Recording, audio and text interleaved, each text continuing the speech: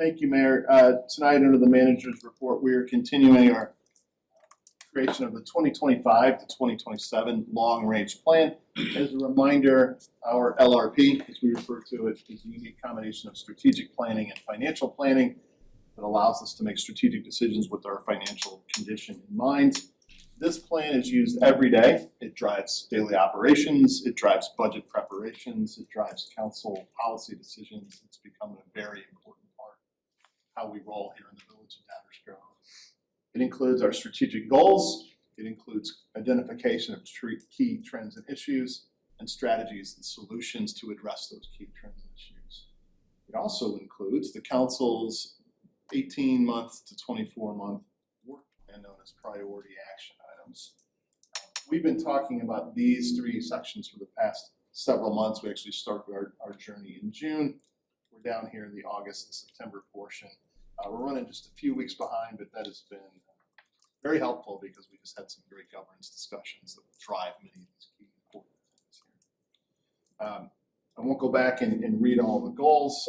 Those were updated to align with our extensive guiding DG suite of 4 plans that Commissioner Gilmartin mentioned earlier tonight. We do try to operate at the 30 to 40,000 foot level for most of the LRP actions in our flight analogy. This is probably the exception because this is the council's work plan, these priority action items. Arguably the most important parts of the long-range plan, sorry Doug, I'll try to stay in the same position there. The most important part of the long-range plan is this, the potential and the establishment of the priority action items, because this is how this group of elected leaders directs the deployment of resources and tells us as the staff team in the community what we should be working on and what's important to those who are elected to lead this community. By design, all of the LRP is done before the budget process, including the establishment of the council's work plan. That is because the budget largely responds to what's on the list. Council, in really plain English, you tell us what you want to work on, and then we prepare a budget for your consideration that we think provides the resources to get that list done. So this is by design. LRP drives budget preparation. This is a big part of it. Staff, so last go around 23 to 25, this council really pushed us organizationally to do more, which is very much aligned with how we've done a lot of stuff in the past. Our staff is sort of hardwired in our DNA to try to do more and become more efficient. We've certainly done that. The guiding DG was a heavy lift. It was a big part of the 2023 to 2025 LRP and priority action items. So for consideration here tonight, we have identified, and it's in the reports if you're looking online, we have identified a pretty long list of potential priority action items for council consideration. When you look at that list in the report, there's like 30 some odd, there's a heavy emphasis on implementing the guiding DG suite of plan recommendations, right? It makes sense. We just spent 18 months putting together 4 plans. There's dozens and dozens of recommendations. It makes sense that that would be reflected in the list. We added a couple components based on the 2023 to 2025 process, where a couple council members said, you know, it'd be helpful is to get a little bit more information about the projected duration, the projected level of effort, and the staff members who might be working on them, because it was noted that there's just such a wide disparity in those things. Like some priority action items would frankly be kind of small, and they would appear on the same list in the same way as something like, you know, redevelop the entire civic center. So we tried to add that to help the council identify these items. The idea here is to come up with a workload that meets the council's expectation and really stays with that idea of try to do more, but frankly, maybe just a little less than we did in 2023 to 2025. That was such a heavy lift.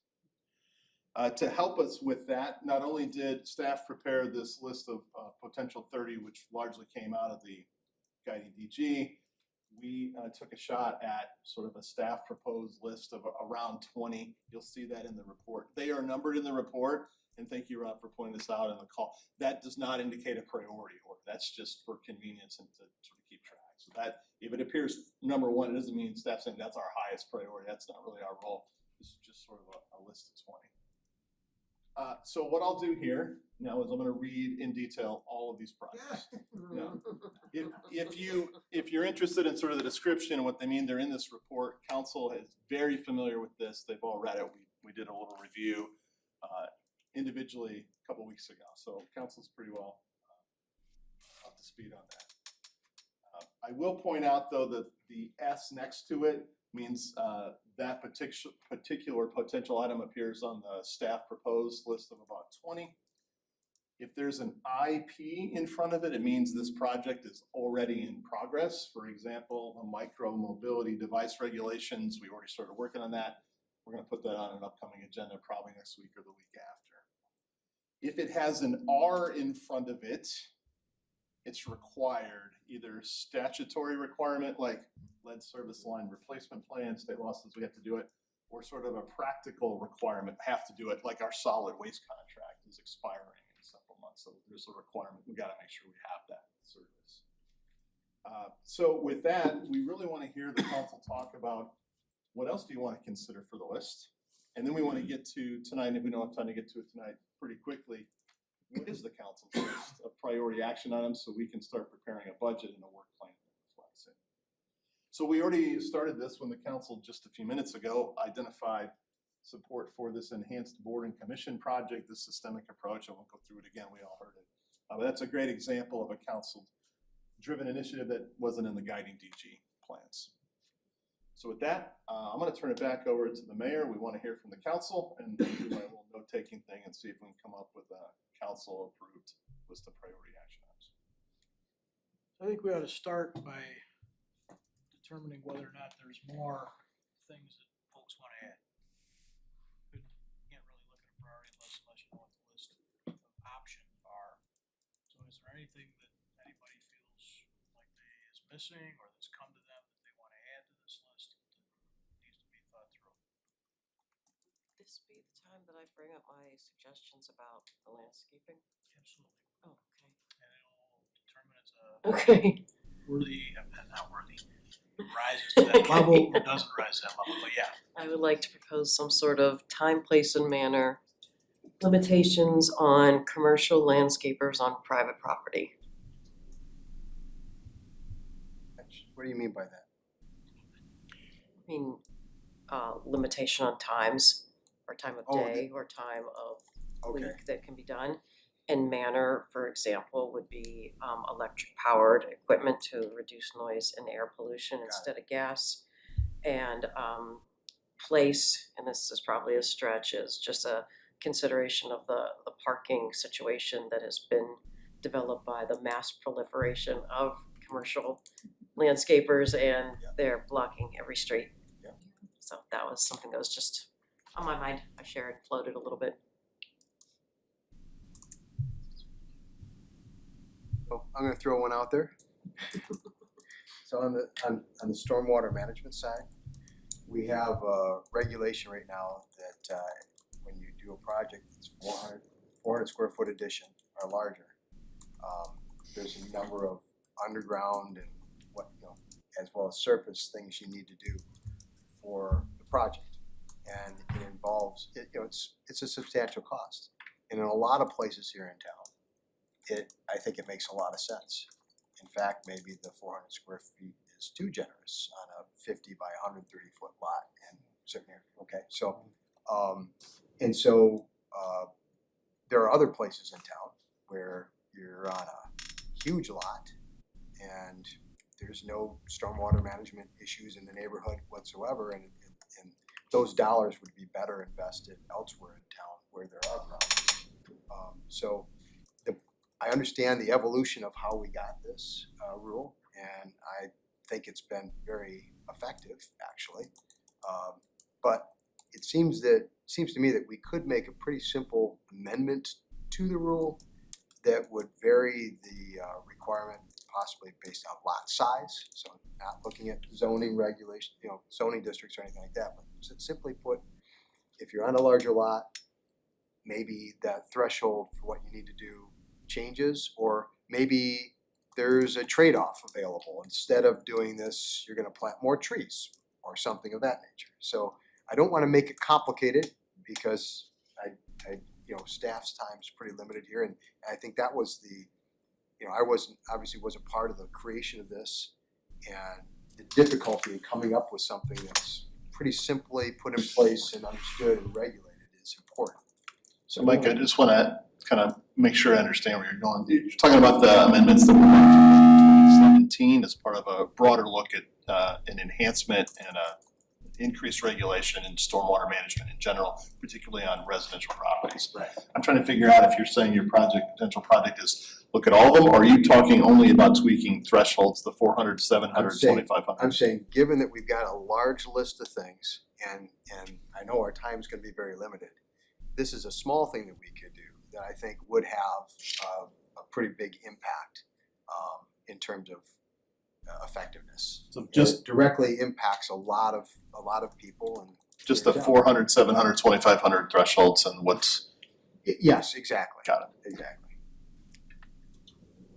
Okay, thank you. The upper thresholds you're talking about are pretty carefully aligned. Once you hit 700, you're aligning with county stormwater regs. Yeah.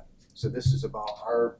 So you're just talking not even about you're just No. talking only about the I'm 400. just talking about the 400. Got it. So even more streamlined. So it's becoming narrower and narrower. Got it. Understood. Yes. 400 square foot has to do with the requirement to submit an engineering plan and topographic Engineering survey. plan, you're gonna end up doing underground detention, and it's a lot of money. So, and like I said, it makes some sense. And so we, and as well, I said, there are places in town where it's really a small lot. And understand too that there's more I would like to do with this. For instance, you could pave, a lot and not have to do any of this other than county stormwater regs. So we don't have any additional regulation. You want to put a 20 by 20 patio in your backyard, you don't have to do anything. But if you do a 20 by 20 addition, you do. And So is both that- have the same effect in That terms new of impervious set of rules. creating new impervious area. Yeah. And so there's a logic there that I don't completely grasp. But I'm learning from my past LRP experience and prioritization and wanting to, so if I can even just get a little something, all right, I would be satisfied. So it's wafer thin. That's right. So I incrementally get a little bit over time. But this is something that I think we should look at, and it's something that I'm kind of uniquely aware of because of the work that I do. So I would just add, the builders I know in town, this is a common concern, cost addition, and I would certainly wanna understand the value, because since 17, I think our stormwater management has done a fantastic job, so I would not wanna unplug anything. However, I am also of the opinion that maybe a hammer on all of these is maybe too much. Maybe we need to be a little more nuanced with it. So I would certainly be open to that, but we're not getting into that. can I just this is a good point here, because I wanted to make a point after everything we went through with the heavy rains recently. I know I'm off topic, sorry, Mayor. But I mean, I would really be interested in knowing, like, you look at how much rain we got in a short amount of time, and I think our infrastructure worked really, really well. And that's a credit to folks that have served and all of the money that's been invested over time, and staff's implementation of all this, and so at some point we ought to take a look at how this latest event where we got, I don't know how many inches of rain, 5, 6, 7 inches in a short amount of time, and how that compares with some of the other times in the past. Yeah. And what the difference in results were. It's worth kind of celebrating a little bit. I'll give you the communicating. shorthand for this, because after all those events, I check in with our stormwater team, our public works team, et cetera. And the rate events we experienced just in the last 30 to 45 days were equal to and exceeded some of the events that in 2006 to 2010 actually overwhelmed our system in many neighborhoods. So didn't do it formally, but for sure that's what happened. And it's the result of over $50 million investment over 15 to 18 years. So we're happy to. And you wanna start taking basins out of the ground. That's- So, No, I wanna make them more effective. I agree. Let's and do one it. point I do wanna make on here though, is I don't want, if we think that this is simple, I don't think it would be a simple fix. So I do just kind of wanna caution that like, regardless of property size, you also have to take into account topography and if it's a poor Yeah. drainage area and if it's, I mean, there's just a whole lot of factors that I think if we wanted to do this correctly, this would not be as small as we think it is. It probably would pretty quickly turn into a review of our overall stormwater It would. management, right? And so, And that's where I'm pumping the brakes. well, Well, and but- that's why I don't necessarily wanna do it unless we're gonna do it right, is kind of where I'm at. Do we need to get into the merits No, of these I- things what right you're- now? or what is you're- it Yeah, I know, putting I on know. the list? Well, no, but you raise a good point, Leslie. I don't think it's this small is what I'm It's- saying, it I don't think is- it's a small Well, project. fair I to think it's understand. rightly a high priority action. It is a high Because it- priority because action it- item. It would be It is rightly a high priority a action. variety of things It that is. that we're not even thinking of this moment that Yeah. would be required. So Yeah. you're exactly right. But Anyone else got stuff they wanna add to the list? See if there's anything else in here I want. I thought you had a list. I do pull Well, this, all right but then. some of these things are, you know. I'll go. Self-edited. Davenport finds his place on the page. I have a few things I'd like to add. One, I think I wanna look at how we can maybe enhance our social services and community support. I think we've seen a growing demand for these services. I'll note that the Human Service Committee actually is active in meeting and reviewing data that we receive every month from our social worker on incidences and support calls, and I may have said this a year ago or 6 months ago, the requests are going up, and I wanna make sure that what I consider a successful service of our organization here is given the right resources. I wanna try to have an understanding of perhaps how we can do more. What that looks like, I think I would defer to our social worker. Some ideas around if there's technology that would be helpful in terms of tracking cases. If there are stronger partnerships with nonprofit groups, potentially even expanding our staffing on that, whether it's interns or full-time staff, part-time, whatever that may look like. I just wanna make sure that we are focused on this in a way that we did not just check a box by putting a social worker on staff, but that we are actually making improvements to the and enhancements to that policy or that group, really group of one. Talk about a board of one, group of one. So to me, I think it's important to look at that as an opportunity. Hey, Chris, can I ask just for clarification of what this one might be? Right now, we offer only referrals. Correct. Are you saying that this might include a look at whether it's beyond referrals and it's something more than that? No, or- I don't know if I would go that far now. I think with the capable staff that we have now, it seems to be successful. The I don't know what it's called, the connection rate or the acceptance rate, yeah. right? Has gone up, has been going up every year. So it seems to me the process is working. I think I would wanna understand more about like where are the gaps and how do we look at those in a meaningful way? So could 2 social workers connect twice as many people with services? Maybe. So I think I would wanna look at that for sure.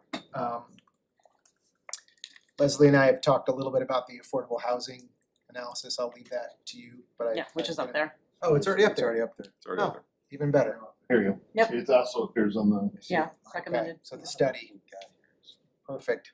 Yeah, but don't be looking at my paper, Davenport. Should. So, No surprises.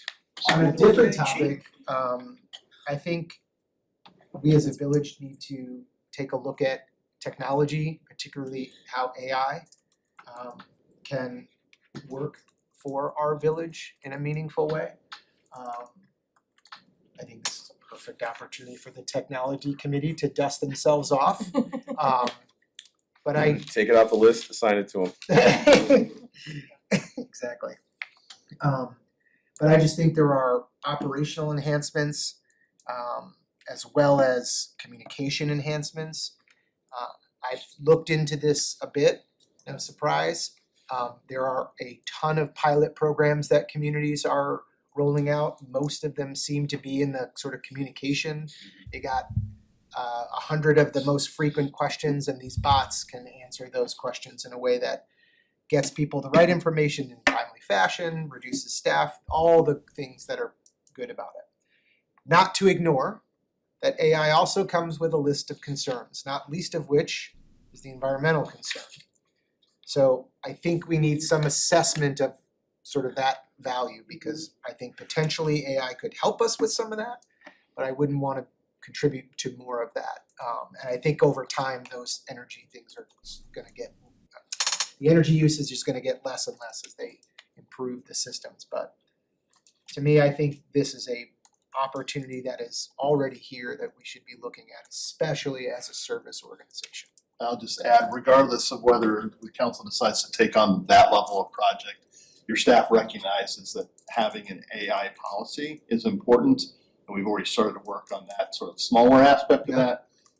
Nowhere near what you're talking about, but Gotcha. That's how we use it, when we use it, how do we disclose it, if we Yep. are using it. AI is here to stay, and we Yeah. need to make sure we're embracing it and taking on those issues. Continual innovation. And correct me if I'm wrong, but I think one of the reasons municipalities are ripe for the benefit of this is that all of our stuff is public. Yeah. Right? Every discussion, other than executive session we have, all the minutes, all that stuff it's all published out there already. So the idea of presenting it in a way or making it findable in a way or to me is a potential I think we need to explore. We already have a bunch of active transportation items on here. I just support continuing to focus on that implementation. And then I would also be interested in looking at bringing back the community grants program.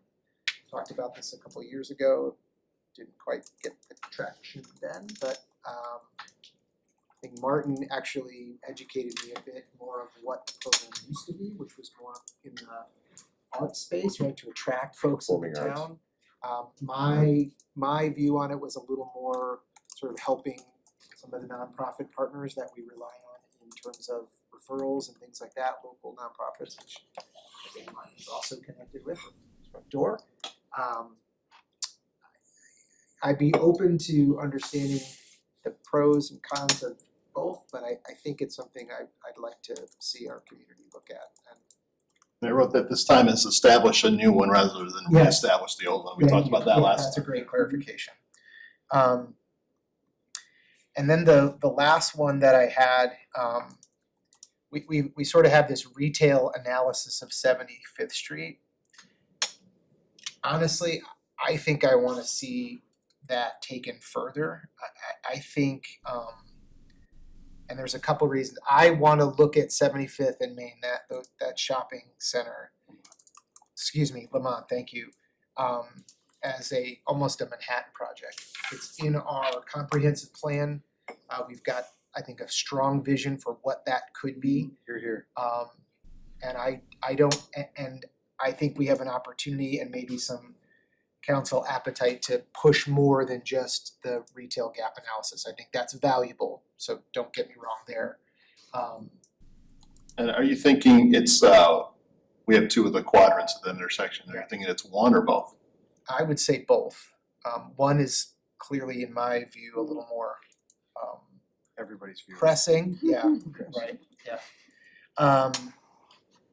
And I would say, not that I have to justify it now, because we'll talk about it, but I would say one of the reasons I'm particularly interested in doing this now is because we have Mayor Barnett and Commissioner Tully on this council right now, who have certainly been around for the many iterations around that. I think could help us shortcut what we maybe have done already and what maybe are some new ideas, which I think can come from the balance of us. So, So I wrote that Chris is 75th on Lamont focus area implementation, right? Perfect. yeah, so we can discuss that if anybody else, but I think that's it. I had more 3 months ago. And then when this list showed up, I felt Yeah. like there were some things that I liked, and we'll talk about them because there are things on here I absolutely want to see move forward, but even I am willing to concede this is a lot. So there was a library ad hoc committee recently that put together a report. Yes, on an agenda coming to you soon. Raymond for last meeting in September 9/19. So 9/16. is that a potential work item here? It could be. Well, we plan to just present the report when Commissioners Sadowski Fuga and Commissioner Tully are in the room, and let them present that report, and then we'll see how the council reacts. I just wanna throw that out as that's something that's gonna take some of our time, I think, and consider, and what do we do next, potentially? So, just throwing that out there. I had an idea about trying to look for ways to encourage the unincorporated areas of Downers Grove to be incorporated. So I'm not quite sure how to do that. Perhaps. You talked with any of those Yeah, I guys? know. Right. Take a So, lot of but here's and what I have actually, and what I hear back typically is that, well, I don't want to pay the higher property taxes. So, does that mean that is there some, so if they don't have, I have ideas on it. That's all I'm saying. I've got ideas on it, and that's something I might want to have some conversation about, just to see if it's something that we can do something about. For some color and background, and not talking about the merits of yes or no, but the idea that all the areas that we could annex just by passing an ordinance, those have all been done. Yeah. What's left are areas that would require a different set of actions and participation from the property owners. So that's a little bit of the difference. You can run a special for the next 5 years. Join Downers Grove now. free leaf pickup. Free leave. That's it, that's it. I'm out of here. I don't want to lose Martin. Good It's one. it's a topic I want to throw up on the Oh, board. they're gonna have that in Woodridge now. I'm not, I won't go on about it. Another notion was our fleet maintenance building on Walnut. Moving fleet maintenance to Walnut, getting it out of the downtown area potentially. It's like, I don't think so it's just, this is long range planning, so. Ultra high priority action. So this is something that I don't, if we were looking to build a new fleet maintenance building right now, that's not where we would put it. And so I imagine discussion about, there must have been years ago, discussion originally about Village Hall, moving somewhere else, or maybe building a new one and creating a lot too, and that discussion starts somewhere somehow. So I'm just throwing it up there for some consideration right now. Communication. We just gone through a really great guiding DG program. We had a lot of wonderful interaction with the community. We've talked about our boards and commissions and how we can better make use of them and assist really in communicating what we're doing, what we're about. But you know, I wouldn't mind looking at ways that we can even do more with community engagement, getting community input for what we're doing. So, and I think Doug does a great job, and we have some avenues that we use, but I'm wondering if there's something more we should be doing there, something different we should be doing there, what. Or use of the lessons learned from techniques the that we last use sparingly 2 years. to actually use them Yes. more proactively. Get their Yep. job for the technology commission. Yes, so, but I think that's something that we ought to be thinking about. It's gonna be Otherwise, full up by the time we get done. I think, and you know, you hit on the AI stuff. I was curious what, I mean, cause I have, you almost verbatim said some of the things that I was thinking about as well. Even if we don't take it up as a standalone, there's probably, it could be, should AI exist as a standalone thing that we're looking at? Or should it exist as something we're looking at with everything else we're doing, right? So, yeah, so I don't think I have anything else I wanna throw up on the board other than that. My digital sign's up there, so I was happy about that. That's why I haven't added anything. Yeah. Most other things that I had on my list, a lot of them are buried in things that are already up there. to some Mike, extent. on the community engagement thing, I just wanna make sure I understand, because I may have something that is the same, so. You're not just talking about better ways to push communication, but are you also talking about ways that we can better receive feedback? Yes. Okay, No, Yeah. yeah, Okay. engagement. Yeah. So And this is the two-way conversation you're Yes. talking about, right? okay, yeah. and I mean, this is your wheelhouse. Yeah. So, Yeah. Okay, I agree, yeah. For sure. More to come. I think I'll have more to come next time we talk about that, cause I've got an For sure. idea. I think we'll all be talking about all these things in Yeah. much greater depth,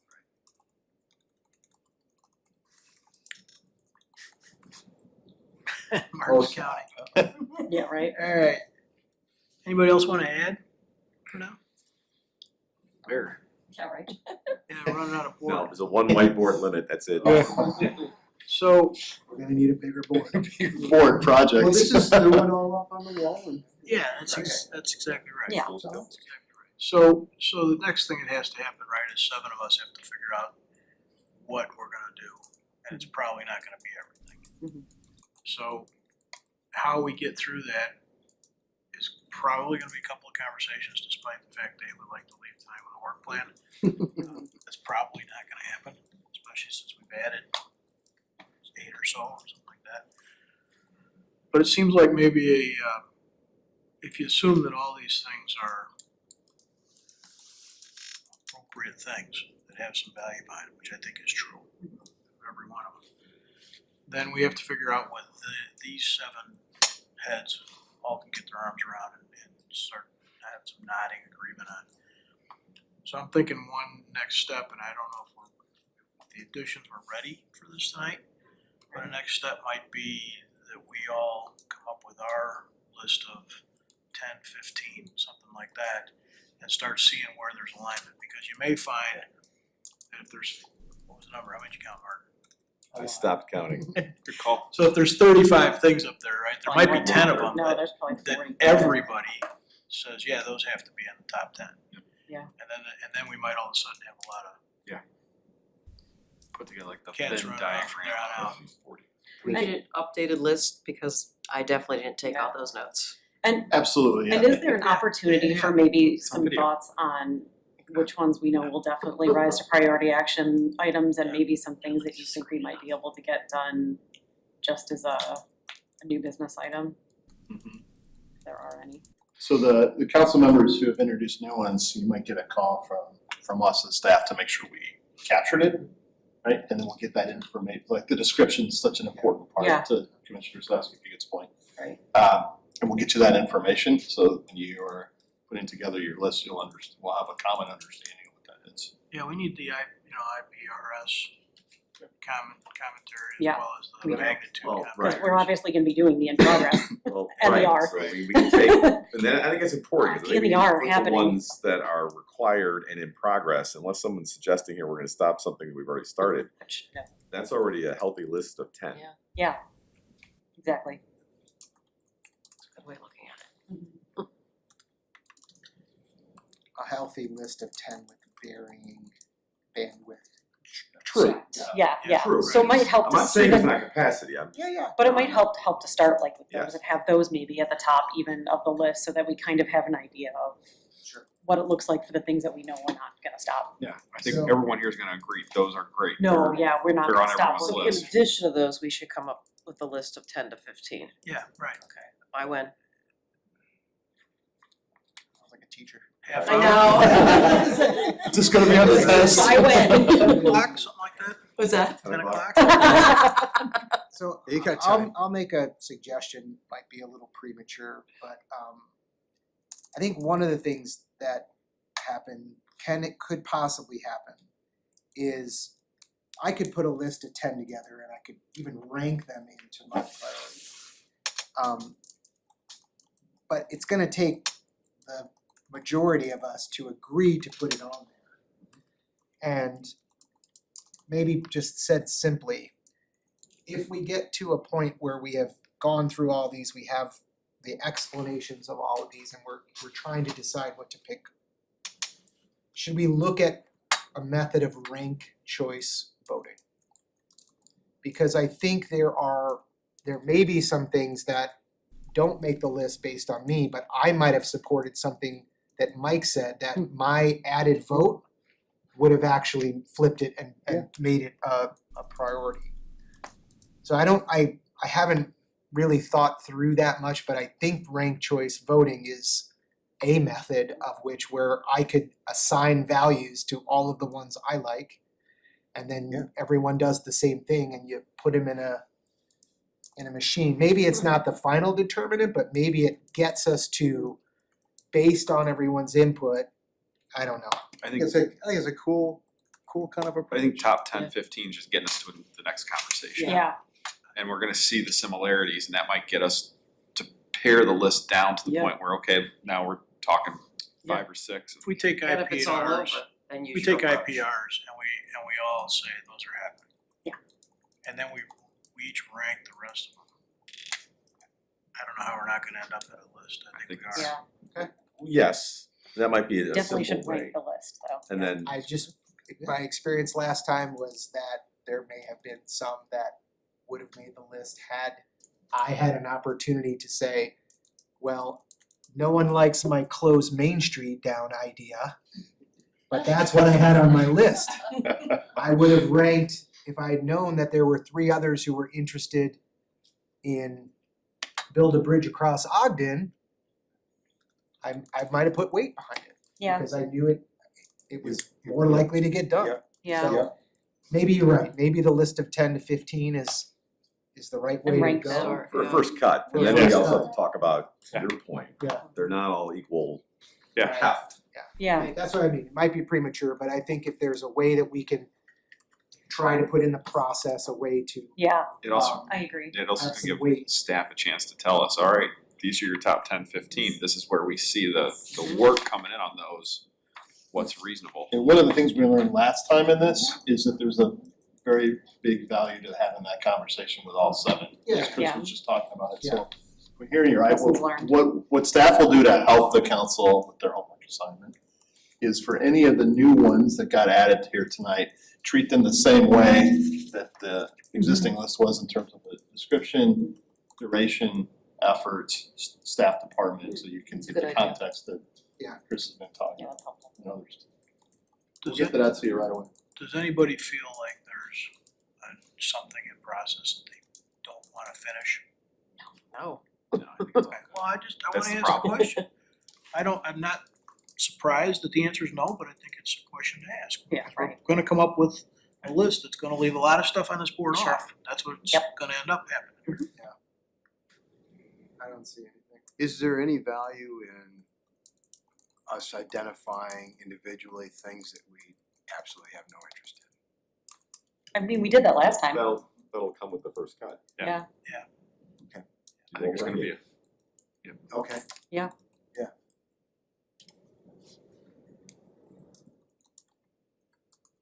That's probably it for tonight. What do you need, what more do you want from us? For now? That could help. We have what we need. We're gonna do a little bit more work. We're gonna get it out to the council and to provide the time necessary for this homework assignment and to recognize that our next meeting will likely have 2 council members remote and it's easier to do this work in the room together. We'll aim for the end of the month meeting, so not next week, The 16th. the 16th-ish is we'll We should all put be it live. Yep, we should all be here. Yeah. That's all we have tonight. Must be sending out Thank too you. long. Anybody that's stuck with us for the evening wanna weigh in? Just, let's just kinda one at a time stand and do exactly what Ken's doing.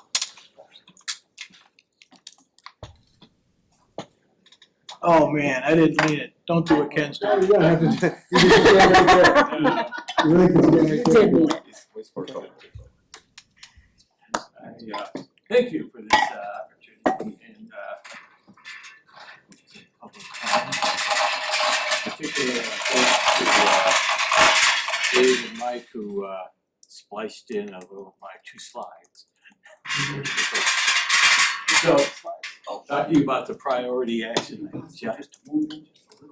For you so we can keep on going. Oh, okay. Would that be better? I think so. Okay.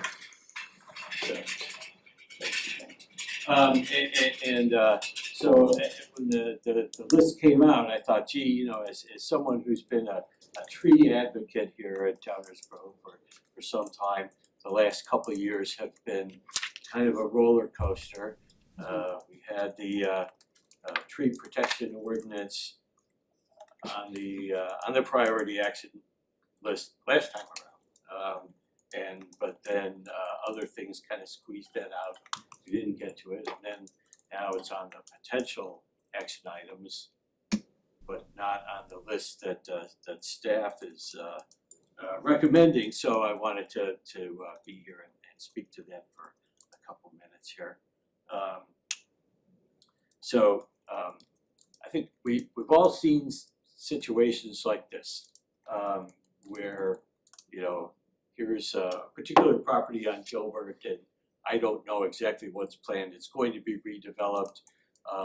It, you know, has a huge front yard which was full of big trees until a few weeks ago when, as part of the redevelopment process, apparently all of the trees were removed.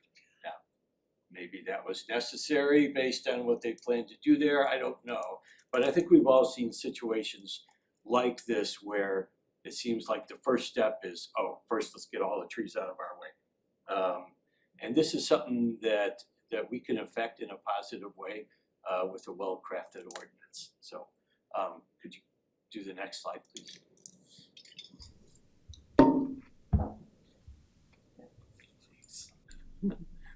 So I had the honor of speaking briefly at a Greener Grove meeting the other day, and I asked for a show of hands, who likes trees? And all the hands went up. I mean, everybody realizes that trees are necessary and important. They affect our neighborhood aesthetics, our microclimate, stormwater, our leafy neighborhood look and feel, and you know, not to mention global climate change. They absorb carbon from the atmosphere. So, you know, the recommendation to the other item on the list relating to trees about reviewing and upgrading our parkway trees is a great advance, a great thing, but it doesn't reach the approximately 70% of our trees that are on private property. So I just want to advocate for, you know, a reasonable, well-crafted tree ordinance to be considered.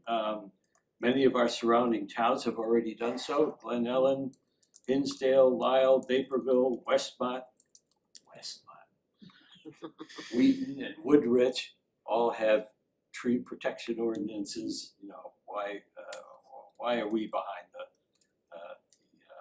curve on this? And I would say because those towns and many others in the Chicago area have tree protection ordinances, it means that the builders and developers are already used to having to work with them and to work with these rules. So it shouldn't be an undue burden. It's an easy lift in terms of information and models to work from. There's the Chicago Region Trees Initiative, which has a set of model ordinances to work from. And in fact, our own staff have done a lot of research on this already. And there was a report in 2022 that gave a number of options and analysis for how this could work. And one of its key findings was that a private tree ordinance could allow for reasonable development and construction activities and not cause an unreasonable economic hardship on private property owners. And the way current ordinances work, they're not unduly, coercive, but rather encourage tree preservation through proper planning, assessment of the trees on a property and how they can be preserved through the construction permitting process. And lastly, just this is in our wheelhouse in terms of environmental sustainability. We have many, statements of policy and we have our environmental sustainability plan, and we have the kind of the infrastructure in place to be able to do this work, to come up. We have a committee, a staff person, and a bunch of policies on the books already that could serve as a basis for developing this particular item. So I'd be really would appreciate it if that could be included. Thanks. Thank you. Others? Could you leave the slide up? Can you go back to the last slide? It's so apropos. Hi, everybody. Thanks so much for all the work that you're doing. My name's Louise Kelly. I'm a resident here. And I'd like to add to what Ken said about the private tree ordinance. Love to see that on your long-range plan. And when I think about it, a song comes to mind. Does anybody know Joni Mitchell's Big Yellow Taxi? I thought I'd sing a little bit of it for you. And I thought that slide really demonstrates the point of the song as well. Don't it always seem to go that you don't know what you've got till it's gone? They paved paradise, put up a parking lot. They took all the trees, put them in a tree museum. And they charge the people $1.50 just to see them. Don't it always seem to go that you don't know what you've got till it's gone? They paved paradise, put up a parking lot.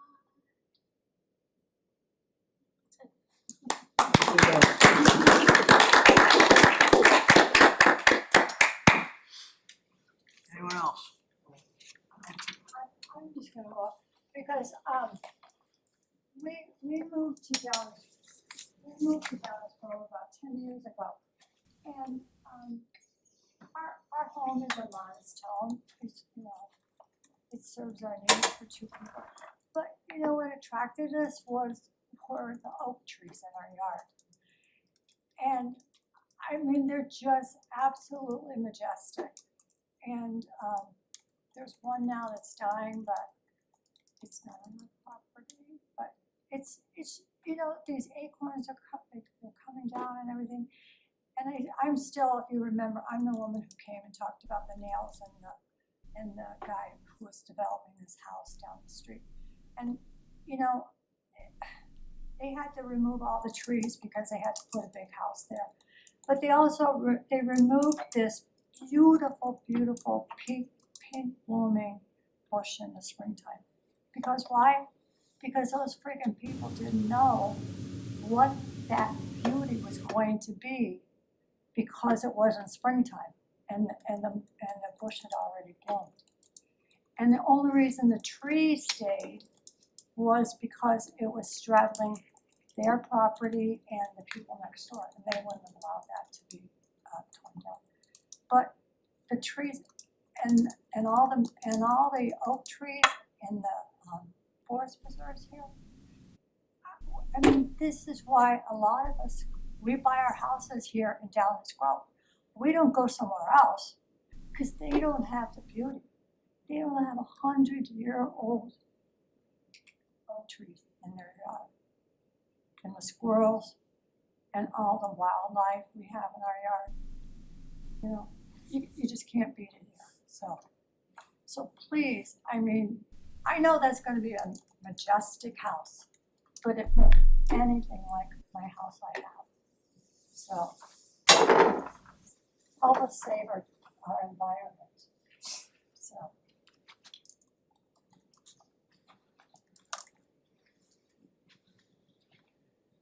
Linda Schranz. I just want to say that 4 years ago, we sat in another building and you guys were all doing this.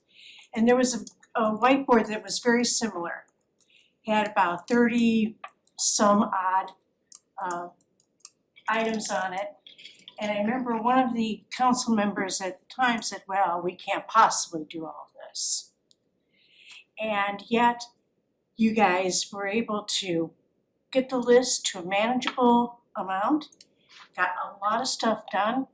The staff, as you say, had just really buckled down, did all that they could. And so I'm looking at this and I'm thinking, this is very similar to 4 years ago. And you guys made a great decision then, particularly with the Guiding DG initiative. And I think that you're going to make the right decisions again this year.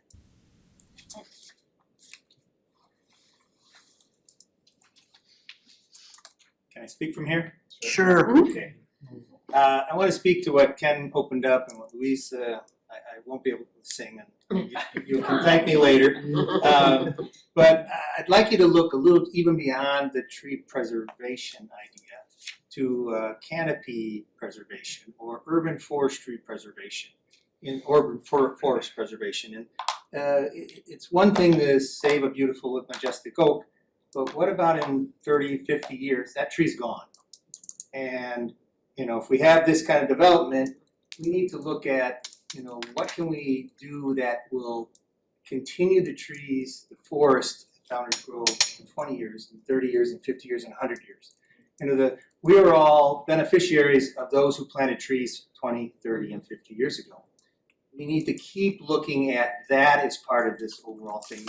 You have up there public practices for tree care, private tree regulations. You know, from an ecological, environmental standpoint, nature doesn't follow property lines. You know, it's the entire community that we need to be looking at. So, you know, and because this community is also an urban forest, there are a lot of other things that go into it. You know, we've done tremendously. It was mentioned many times earlier tonight, the improvements, and I have some personal firsthand experience with flooding issues in this community from about 40 years ago. We are, you know, amazingly past all of that. I can remember going out when the rain, my phone rang, it was part of my duties. But that isn't happening, as we just heard.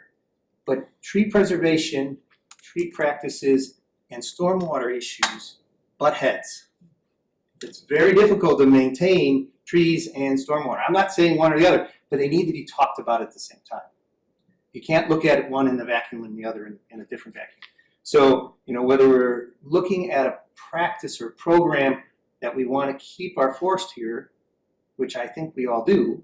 Ken mentioned that, you know, I think everybody in the room raised their hand when they like trees. But we also like that our basements are dry, and I get that. So, you know, we need to not refine our thoughts too small. If we really want to look at, you know, our urban forest in the long term, it has to have some thoughts to those other issues. And that includes planting and care as we go along. This council and the village councils for the 50 years that I've been familiar with Downers Grove have done tremendous things for the urban forest that's on public land. But, you know, we really need to be a little bit more ecological in our thoughts and say, this entire community is an urban forest that we need to be working on together. Thank you for your time. Can I speak from here? Yes. Steve started it, I want to continue that. ecological idea. I was thinking a few minutes ago, well, if we give each of you $1,000 and you get to spend as much of that 1,000 as you want on any of these items, and that's one way to prioritize them.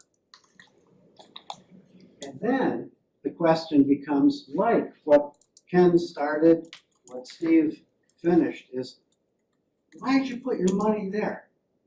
But to get some priorities, that's gonna be a challenge. There are just too many things to do, but you'll do them all. But if you can get those priorities down and get the community engagement that I just saw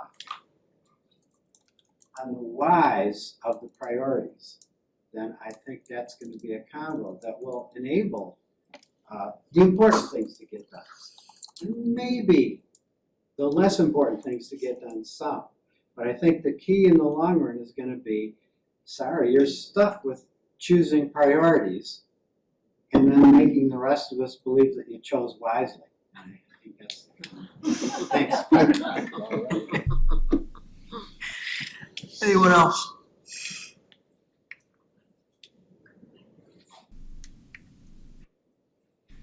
Okay.